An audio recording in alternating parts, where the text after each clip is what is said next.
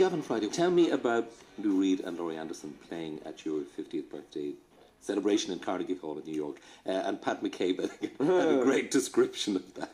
Well, it was... Hal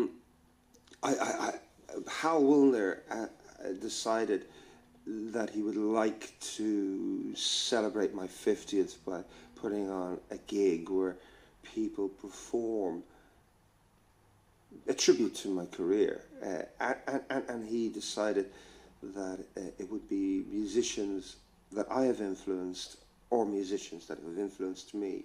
So himself and Bono were the curators. I think Bono put the money up, and myself and Hal did all the work. But it became this eclectic potpourri of all different musicians I had bumped into and worked with and loved. Everyone from Rufus Wainwright to Jim Thirlwell, from Scraping Features Off the Wheel to Lydia Lunch, Courtney Love, Maria McKee, U2. But I insisted that U2 could not play as U2. They had to play individually, and they would do what I would tell them, which is well, they're quite used to that. For once. I think they did 2 Gavin Friday songs, and they also, I think we did a T-Rex song, a Bowie song, because they were big touchstones, and we did Lou Reed. We decided on those 3, Bolan, Bowie, and Lou, as covers. But Lou was invited and actually wanted to perform, as did Laurie. Laurie did interval narrations for us, where she was telling people to please take their seats. An amazing script that myself, Hal, and Laurie wrote for that. But Lou just said he wasn't going to do any Velvet Underground songs or Lou Reed songs. He just wanted to do an improvisation. And you sort of don't tell Lou what to do. And I said, sure. And we didn't know what it was really going to entail, but he was touring a lot, the Metal Machine music thing that had been revived, and I just said to Hal, it's going to be white noise, and he says, yeah, and Laurie's going to involve it. And he says, but he says he's also bringing in John Zorn, who, wow, I mean, the combination, I think he's playing this saxophone, and Laurie on her electric violin, and Lou on this guitar. God knows what was going on. But the interesting thing happened was he came on to do the last piece, and I was side stage, and the noise, where it was going sonically, and I think there was a little bit of a pervert in him.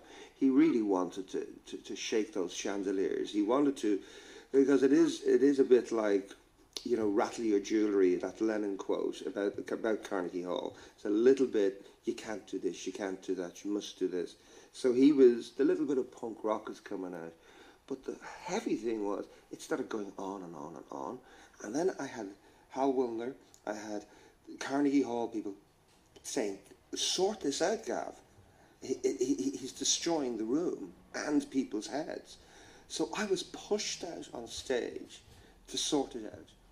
So I went, what do I do? So I started reciting Shakespeare.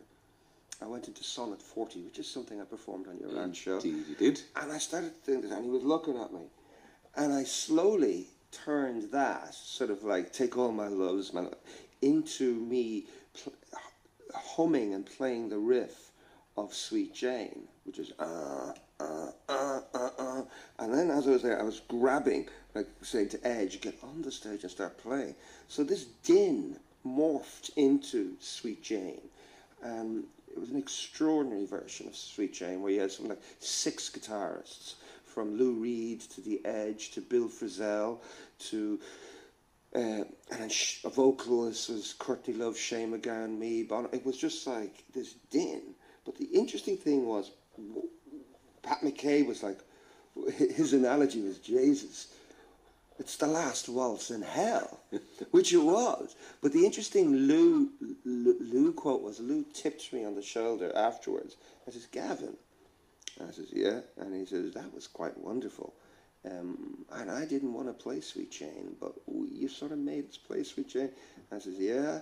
And he says, but tell me, what did you improvise, quote, read when you improvised? I says, what do you mean? I heard these words. Whose were they? I said, they were William Shakespeare's. And he says, that's okay. So I was like, it's okay. Because Hal says, he pretty like, what's he saying into my improvisation? But I got the okay for throwing Shakespeare in. You know, he had a sense of humor in his darkness. His tongue would be firmly in his cheek as well.